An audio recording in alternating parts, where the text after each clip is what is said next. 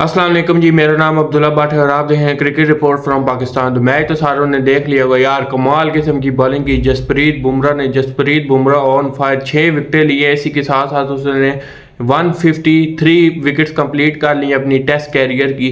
बड़ा अरसा जो है इंजरी भी चलते रहे, लेकिन जैसे ही उन्होंने कम बैक किया यार, कमाल किस्म का कम बैक किया। आज स्टोक्स का बॉल जो सा था, वो बॉल जो सा मेरा फेवरेट बॉल था, जो दोनों हाथ स्टोक्स ने खड़े कर लिए थे। भाई ये बॉल कैसे तूने कराया और बोल्ड कैसे किया, रिवर्स स्विंग हो गए, क्लीन बोल्ड हो गए बेंजामिन स्टोक्स। और जिस तरह स्टोक्स कह रहा था, 48 पे खड़ा हुआ था, कुलदीप यादव को भी बहुत अच्छा से वो स्ट्राइक रेट से मार रहा था। और मुझे तो यही लग रहा था कि स्टोक्स अगर ऊपर के जो 190 का उस टाइम लीड थी ना इंग्लैंड के ऊपर, अगर 90 भी वहां से हटा देता, सिर्फ 100 भी रह जाती, इंग्लैंड बड़ा कंफर्टेबल रहता और ये सोच लेता कि अगली इनिंग जो सी आएगी उसमें हम उतार लेंगे। लेकिन बहुत ही अच्छी बॉलिंग की कुलदीप को। मैं यही बोल रहा था कि कुलदीप को लाओ और सिराज को बिठाओ, यही हुआ। सिराज को बिठा के कुलदीप को लाए और देखे आज कुलदीप ने 4 आउट किए। रविचंद्रन अश्विन के बारे में यही है, सिर्फ जब आपको गड्ढा पिच या ज़्यादा स्पिन टर्न पिच मिलेगी तो रविचंद्रन अश्विन कुछ ना कुछ करके देंगे। ऐसी पिच जो आज इंडिया ने बनाई थी इस टेस्ट मैच के लिए, उस पर रविचंद्रन अश्विन के लिए कुछ भी नहीं था, क्योंकि वो ज़्यादातर जो है ना, जहाँ उन्हें स्पिन में मदद मिलती है वहाँ कुछ करते हैं। कुलदीप का ये है, कुलदीप ना फ्लैट विकेटों पे भी कुछ ना कुछ कर लेता है। और मुझे एक बार की ये नहीं समझ आई, अक्षर पटेल को क्यों बिठाया और उनकी जगह मुकेश कुमार को क्यों खिलाया गया, मुझे ये नहीं समझ आ रही। अगर एक ही फास्ट बॉलर के साथ इंडिया जाता और एक ज़्यादा स्पिनर ऐड कर लेता तो शायद मदद हो सकती थी, लेकिन पिच थोड़ा फ्लैट था। लेकिन ये है कि यहाँ अगर मोहम्मद शामी भी जसप्रीत बुमराह के साथ होते थे, ये जल्दी आउट कर सकते थे इंग्लैंड को, क्योंकि मोहम्मद शामी के टेस्ट करियर में फ्लैट पिचों पे रिकॉर्ड बहुत ही अच्छा है। जहाँ पर फास्ट बॉलिंग को मदद नहीं भी मिलती, वहाँ भी जसप्रीत बुमराह और शामी का रिकॉर्ड अच्छा, इसलिए मैं कह रहा था। अब देखिए कि इंग्लैंड की तरफ से भी 3 आउट किसने किए, जिमी एंडरसन ने, फास्ट बॉलर ने। क्यों? क्योंकि ये पिच जो सा था इन्होंने गड्ढा नहीं बनाया था, क्योंकि इंडिया को पता था कि हमारी जो बैटिंग लाइनअप है वो इतनी मिच्योर नहीं है। यंगस्टर खिलाए हुए हमने, ऊपर से रोहित शर्मा की फॉर्म नहीं है, शुभमन गिल की भी फॉर्म नहीं है। रोहित शर्मा शुभमन गिल जो है उनके बारे में यही है कि अब देख लें कि कल इंडिया की जब बैटिंग आएगी तो अगर ये दो ना चले, मुझसे लिखवा के लिख लें कि इंग्लैंड ये मैच जीतेगा। बेशक अभी इंग्लैंड पे 179-8 की लीड चढ़ी हुई है, जितनी भी लीड चढ़ी हुई है वो उतार लेगा भाई। क्यों? अब जयसवाल ने 200 स्कोर किया, बहुत ही हैवी किया, लेकिन पहली इनिंग में किया ना। सेकंड इनिंग में ये होता है कि प्रेशर आ जाता है, यंगस्टर प्रेशर इतना जल्दी नहीं जज़ब कर सकता ना। अब वो तो जो उसने जो काम करना था कर दिया। अब कल जो मेन इनिंग आएगी उसमें अगर इंडिया ने कुछ ना किया तो सारे किए किराए पे पानी फिर जाएगा, जयसवाल के 200 पे पानी फिर जाएगा। इंडिया का ना टॉप ऑर्डर फॉर्म में ना मिडिल ऑर्डर फॉर्म में, कोई भी रन नहीं कर रहा। के राहुल मिडिल ऑर्डर को संभाल के बैठे हुए थे, वो भी रन नहीं कर रहे। मेरे ख्याल से अपडेट तो आ रही है कि विराट कोहली की वापसी होगी तीसरे टेस्ट मैच में, उसके बारे में भी आपको तफसीलन वीडियो बना के बता देंगे कि वो आ रहे हैं या नहीं आ रहे हैं।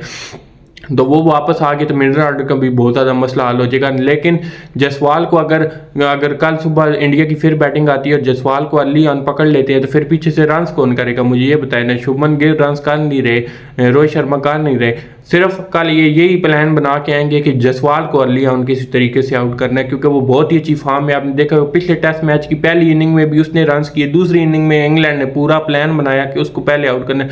आप देखें उसको आउट किया, लेकिन वहाँ एक ये मसला था कि जडेजा भी थे, उसके बाद के राहुल भी थे, तो ये दो थे जो रन्स भी करते थे बैट से और बहुत आगे लीड ले जाते थे। फिलहाल इंडिया बहुत ही मिस कर रहा है इन लोगों को। अगर मुझे लगता है कि कल जयसवाल को अगर अर्ली ऑन पकड़ लिया अगर इंग्लैंड ने, तो ये मैच इंग्लैंड लेके जा सकता है।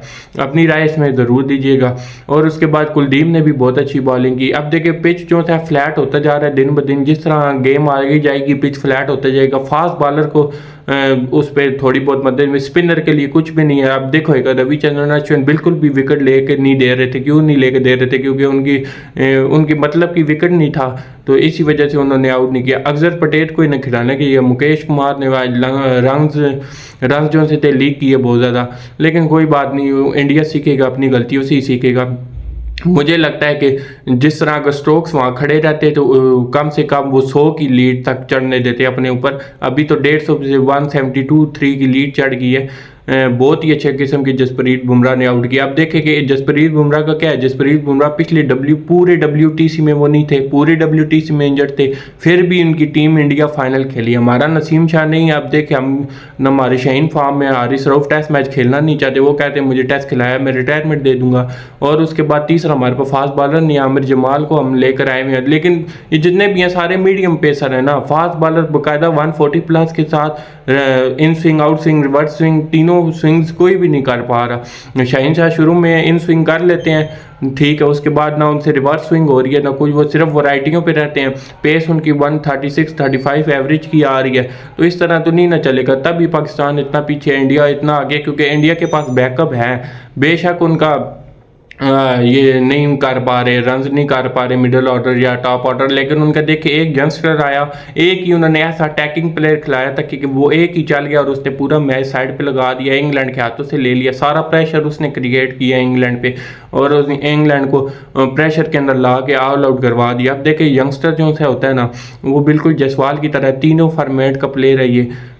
इसे और मौके देने चाहिए। आगे थोड़ा बहुत फेलियर आ भी गया, इसका कोई बात नहीं भाई, इसे और मौके दो। मुझे तो लग रहा है अगर सुबह शुभमन गिल अगर नहीं चलते तो उनकी जगह चेंज करके फिर अगले टेस्ट मैच में कोई बेंच में जो अच्छा डिजर्विंग प्लेयर होएगा, डोमेस्टिक का परफॉर्मर होएगा, उसे खिलाना चाहिए ताकि इंडिया का जो टॉप ऑर्डर है वो रन्स करे। अगर इंडिया का टॉप ऑर्डर जो है दोबारा सुबह फेल हुआ तो इंडिया ये टेस्ट मैच कभी भी नहीं जीत पाएगी। ये मेरे से लिखवा लें और बेशक आप देख लेना आके।